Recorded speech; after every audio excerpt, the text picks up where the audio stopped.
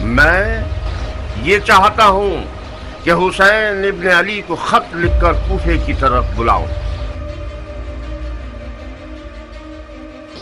हम कूफियों के बुलावे के मेहमान थे।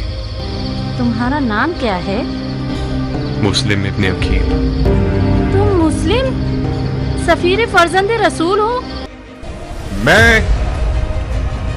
मुस्लिम इब्न अकील मामूर हुआ हूं कि कूफा आकर इनकी दावत की सेहत से मुत्तला करूं। आप लोग अपने इख्तियार में आजाद हैं, हुसैन या यजीद।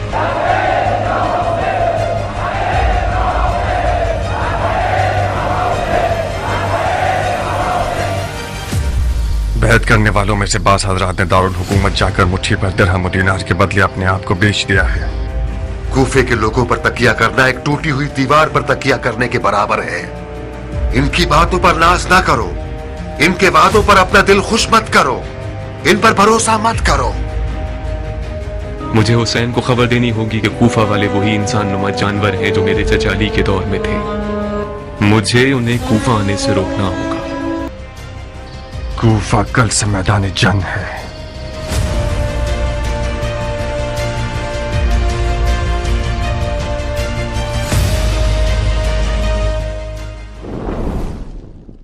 इमाम हुसैन अलैहिस्सलाम के बावफा और जानिसार साथियों की अहमियत वाक़या करबला में रोज़ रोशन की तरह आया है कि जिन्होंने हर कदम पर इमाम का साथ दिया और इमाम मज़लूम की शहादत को तारीख़ में अमर बना दिया। उन्हीं बावफा साथियों में एक नाम जनाब मुस्लिम बिन अकील का है, जो इमाम अलैहिस्सलाम के सफ़ीर और हुसैनियत के तर्जुमान थे। जब भी मारकाए करबला का जिक्र होता है तो ऐसा मुमकिन ही नहीं कि जनाब मुस्लिम बिन अकील का तज़करा न किया जाए, क्योंकि वाक़या करबला की इब्तदा ही सफ़ीर हुसैन मुस्लिम की शहादत से होती है। हज़रत मुस्लिम बिन अकील इमाम अली अलैहिस्सलाम के भाई अकील बिन अबी तालिब के बेटे थे, यानी मुस्लिम इमाम हुसैन के चचाजाद भाई थे।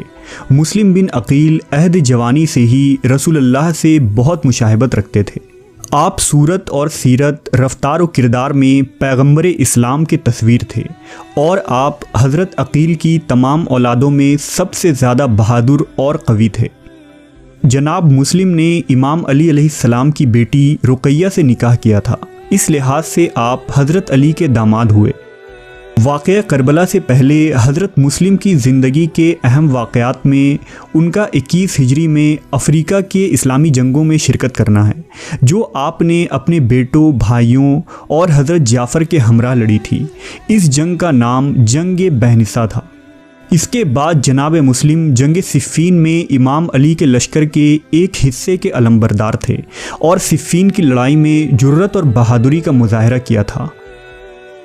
इमाम हसन की शहादत के बाद जनाब मुस्लिम अपने भाई हुसैन बिन अली के साथ मदीना आ गए थे और यहीं मुकीम हो गए थे।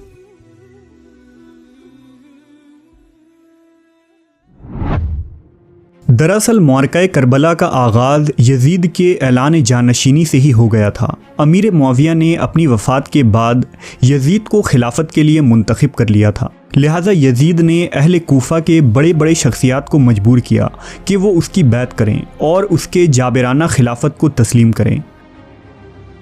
लिहाजा जब कूफा वालों को खबर हुई कि इमाम हुसैन अलैहिस्सलाम ने यजीद लईन की बैत से इनकार कर दिया है, तो 60 हिजरी में कूफा में हज़रत सुलेमान बिन सुरत खुज़ाई के घर में एक मीटिंग हुई।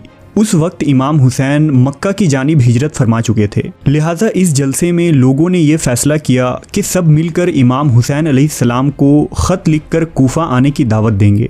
लिहाजा पहला ख़त तहरीर किया गया, जिसमें सुलेमान बिन सुरद, मुसैयब बिन नुजबा, रुफ़ा बिन शद्दाद और हबीब बिन मज़ाहिर जैसे सहाबा और ताबईन ने दस्तखत की और रमज़ान 60 हिजरी से इमाम हुसैन को कूफा से खतूत पर खतूत मिलने शुरू हुए। इन खतूत में अहले कूफा ने लिखा कि आप फ़र्जिंद रसूल हैं और इन अय्याश बनु उमैया की हुकूमत के ख़िलाफ़ क़याम करना आप पर फ़र्ज़ है। आप हमारे इमाम हैं, लिहाजा अगर आपने यजीद के ख़िलाफ़ हमारा साथ न दिया तो रोज़ क़यामत हम आपसे सवाल करेंगे। कूफियों के खतूत की कसरत देखते हुए इमाम हुसैन अलैहिस्सलाम ने कूफा के हालात का जायज़ा लेने के लिए अपने चचाज़ाद भाई मुस्लिम बिन अकील को अपना नुमाइंदा और सफ़ीर बनाकर कूफा भेजा।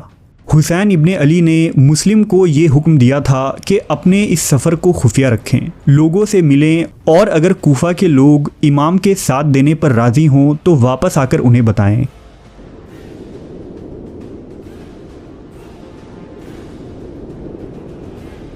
एक लंबे और सख्त सफ़र के बाद मुस्लिम जब कूफा पहुँचे तो वहाँ मुख्तार सख्फ़ी के घर में क़याम किया। जब शियान अली को मुस्लिम के आने की खबर हुई तो वो मुख्तार के घर आना शुरू हुए। हज़रत मुस्लिम ने देखा कि कूफा में यजीद के ख़िलाफ़ एक अवामी लहर और इनकलाब बरपा है।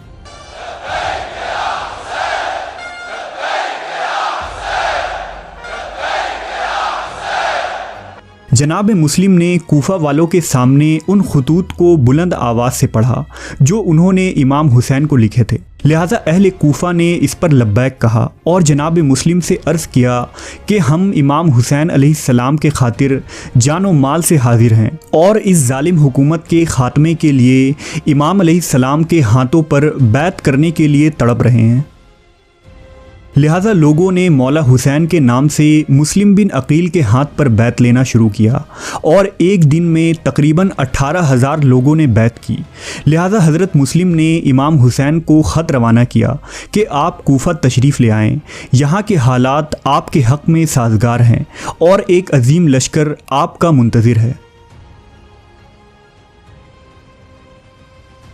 लेकिन जैसे ही ये ख़बर यजीद को पहुंची कि कूफा के लोग बगावत पर आमादा हैं और अहले कूफा मुस्लिम के हाथों बैत कर चुके हैं, तो उसने बसरा के एक जालिम गवर्नर जिसका नाम उबैदुल्लाह इब्न ज़याद था उसे कूफा रवाना किया और उसे हुक्म दिया कि अहले कूफा के बगावत को सख्ती से कुचल दिया जाए और मुस्लिम बिन अकील के सर को काट कर शाम भेजा जाए।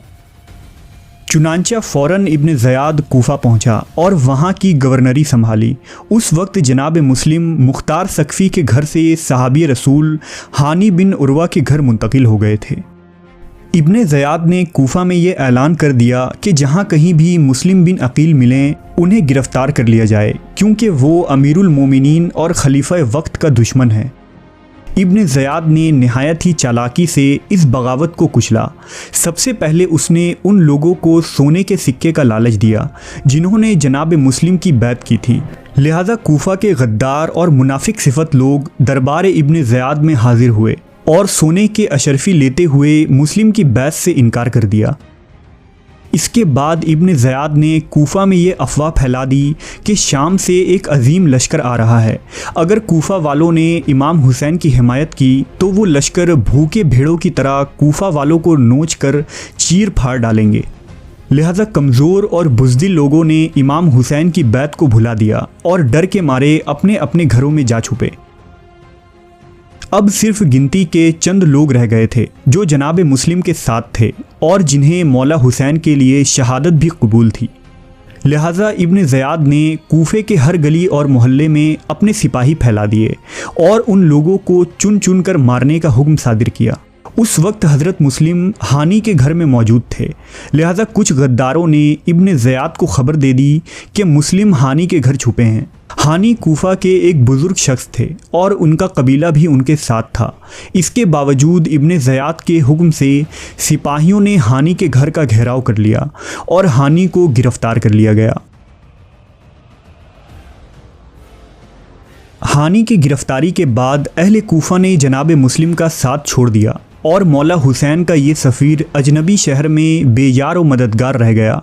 अब मुस्लिम के साथ सिर्फ 30 लोग रह गए थे जो कूफा की गलियों में सिपाहियों से छुपते फिर रहे थे। शाम होते ही सिर्फ 20 लोग रह गए और नमाज मगरिब अदा करने के बाद सिर्फ 10 फर्द बाकी रह गए।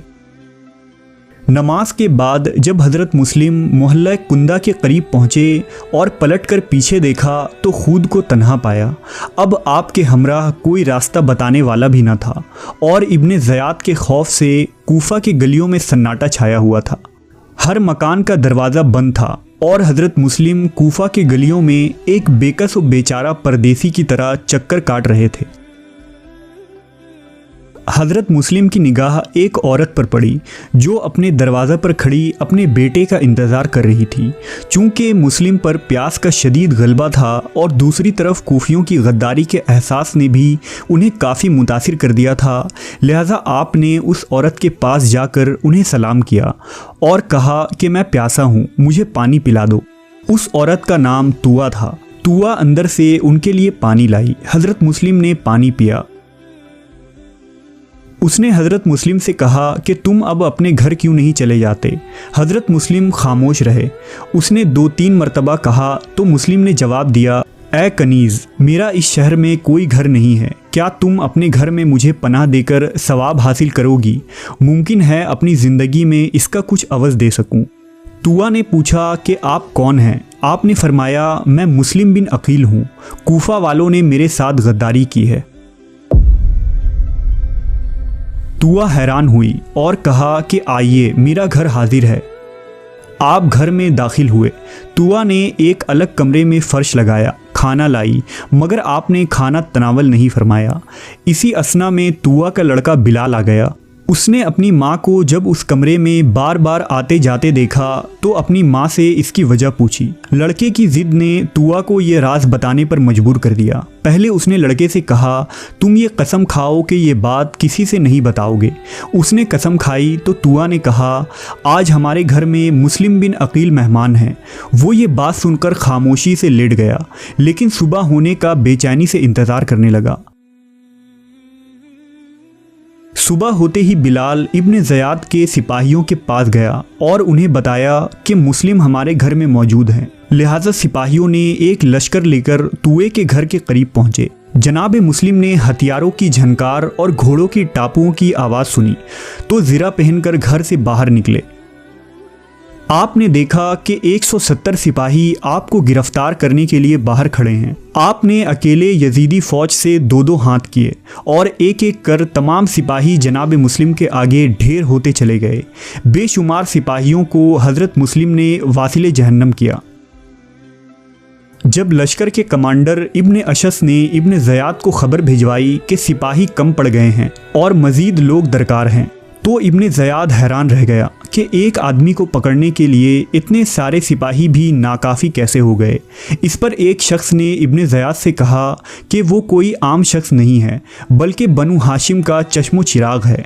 इतनी आसानी से उस पर काबू पाना मुमकिन नहीं है। आप ज़ख्मों से चूर थे, इसके बावजूद सिपाहियों के हौसले पस्त होते नज़र आ रहे थे और वो समझ गए कि इस हाशमी जवान से मुकाबला करने के लिए शेर का जिगर चाहिए। लिहाजा इब्ने अशस ने जनाब मुस्लिम को अमान देने का वादा किया। इस पर हज़रत मुस्लिम ने अमान को कबूल करते हुए हथियार डाल दिए। लेकिन जब हज़रत मुस्लिम को इब्ने ज़याद के सामने पेश किया गया तो उसने मुनाफिकत दिखाई और उन्हें अमान देने से इनकार कर दिया।